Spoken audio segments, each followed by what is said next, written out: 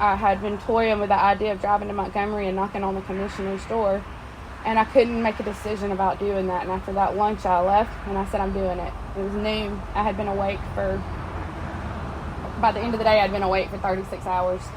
I went down to Montgomery, and I might add that I parallel parked a 6-speed quite nicely. Took pictures of it.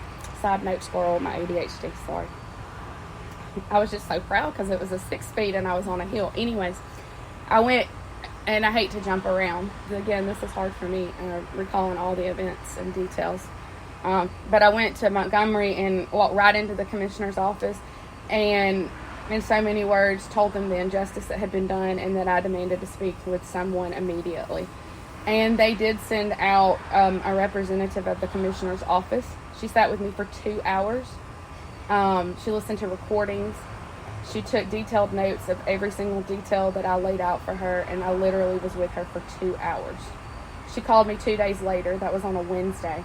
She called me 2 days later, and this was after me finding out that I had been found as just a prevention assessment, not as a child abuse and neglect case. So for 2 hours, she took notes, and then calls me 2 days later and informs me that Jefferson County would be mailing me a signed copy of that court order. I never got that signed copy to this day, October 28th. What's today? 28th? My father's birthday. That will be significant later. That they were going to be mailing me one, and as of today, I still don't have that mailed copy. So once I didn't get it, that's when I went down to Bessemer and obtained those documents. And from there, I talked to the clerk some, and she told me a few things. And I said, you know what? Now I'm headed down to Birmingham.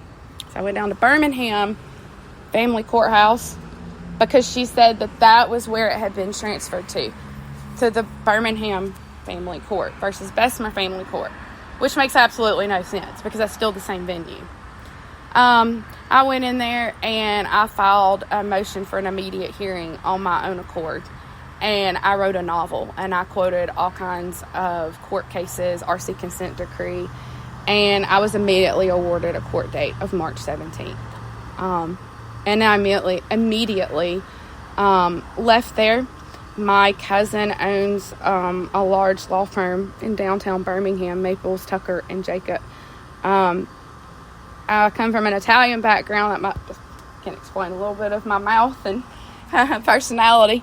So I come from a strong Italian heritage, but I can't cook. I will add that, I can't cook. So I knew about my cousin Sammy Maples, and a very humble man, and just a very good person.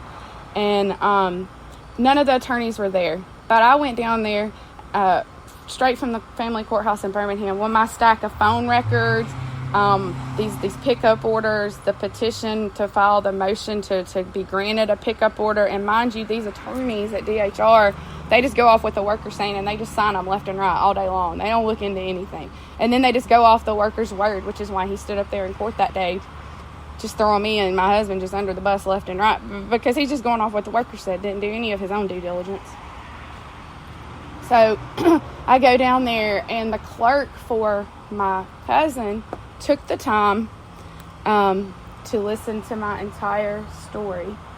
And I gave, the stack of paperwork, because I had done felt like I was the lawyer, and I had done all this work to show and have proof that this is ludicrous. Somebody has to help me get my child back, and I'm not an attorney, and I need that help. And like I said, the attorneys were out for that day, and my cousin doesn't handle family law anymore. He does other sort of laws, and of course he's a partner in this law firm, but he has other attorneys working in the law firm. And so his clerk had told me, the attorney that would handle this, you would have to, you can't have representation by another attorney and then dip into another one, yada, yada. And I said, any problem at all, because I will be firing that attorney because he has done nothing for me. I went and filed my own motion for an immediate hearing. So she literally sat and listened to everything y'all have listened to, right? And I'm giving all these details, and she sits there and just listens to all of it. She tells me, I can't promise you that she'll, take the case and da-da-da-da-da. And I'm like, okay. My father had planned a meeting with her for a quote-unquote second opinion for the following week, and I knew that. And he was like, but don't go down there. And I was like, yeah, whatever. And I went anyways. And thank God I did, because she was just going to hear him out, but inform him that she wasn't taking on any more cases, come to find out. But because I went down there and ran my big gabby mouth and gave all these details, the clerk had it laid on her heart to advocate for my child. I would say me, but we're really advocating for my child, for Kingsley. And she apparently, because she calls me back, and I guess she called me back like the next day and tells me, she calls me back because I went there first, but prior to that, see, I get mixed up because so much happened. I had started researching like lawyers that would handle cases where the government had done you wrong in these kind of situations. I went and knocked on doors. The lawyer had an office, and they didn't even really go in there, and talk to accountants that were in doors next door. And then that landed me downtown at my cousin's law firm, and I did all this with her. And it was when I left there that I went to the next day, within the next 2 days, and filed a motion on my own for that immediate hearing. So filing that motion happened after going to see my cousin's law firm. And as I walked out from filing my own motion, I get the phone call from my cousin's clerk, and she says, my attorney, she wants to meet with you. I'm not going to name her by name because I don't know if she's comfortable with that. If I find out she is, I'll name her, because she's the most amazing attorney there ever was. She is a bulldog. And so the clerk for my cousin calls me back and tells me she wants to see you as soon as possible, and schedules me a date for the following week. And I'm like, oh, wow, okay, because that wasn't what I was expecting from when I had left their office a day or so before. And so I go in for the meeting, and I sit down, and she begins to cry. And she said, when the clerk came to me, I'm calling her a clerk, and that's probably wrong, but she's the legal assistant to my cousin. When she came to my attorney that I ended up using in the end for everything, through my cousin's law firm, she sat down and began crying. And she said, when his legal assistant came to me, I just continued to tell her, I'm not taking on any more cases. Like, I've got to slow down. It's just a matter of, I just can't take on anymore.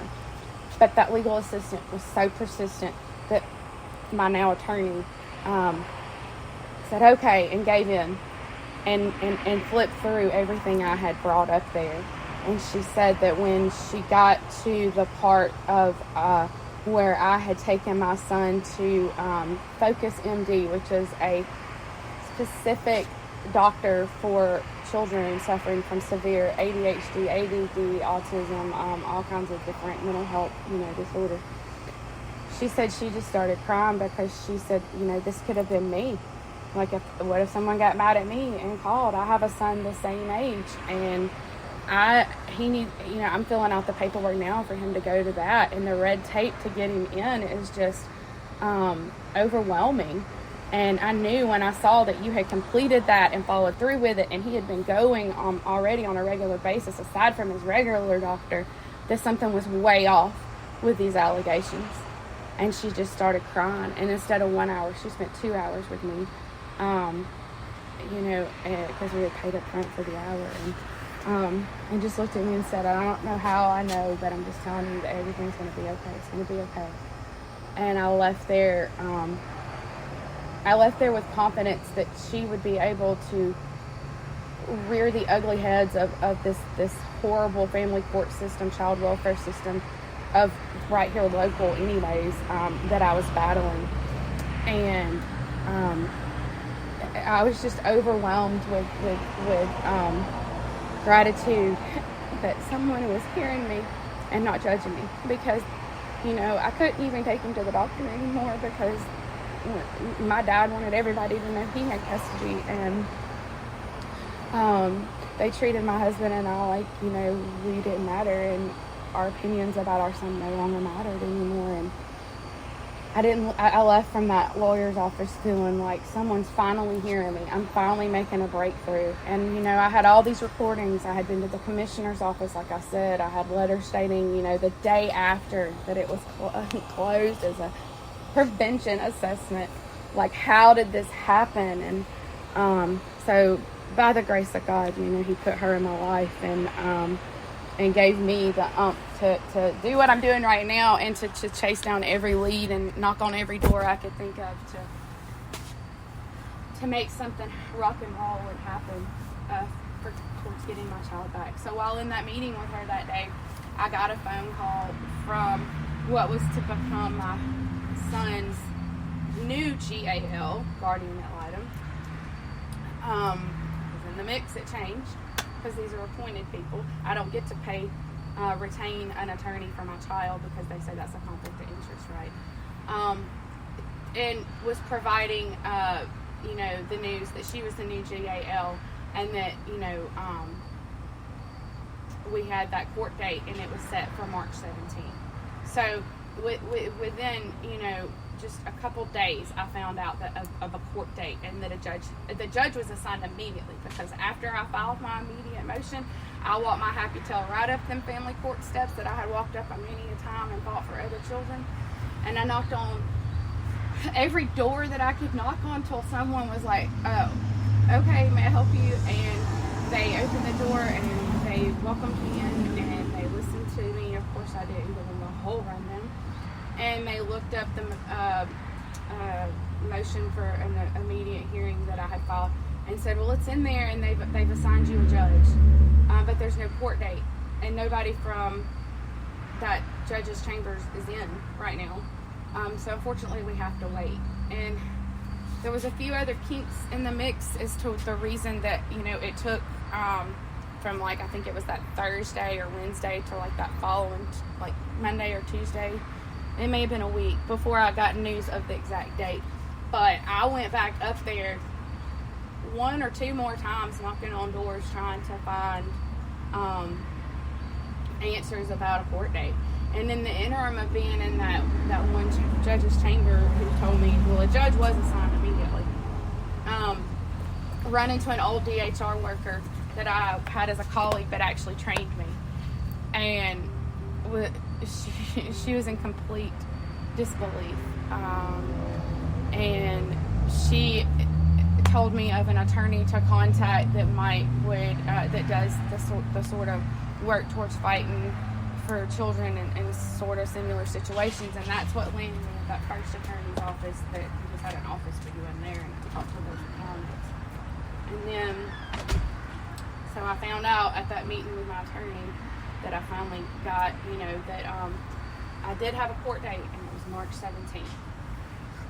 And this was towards the Valentine's.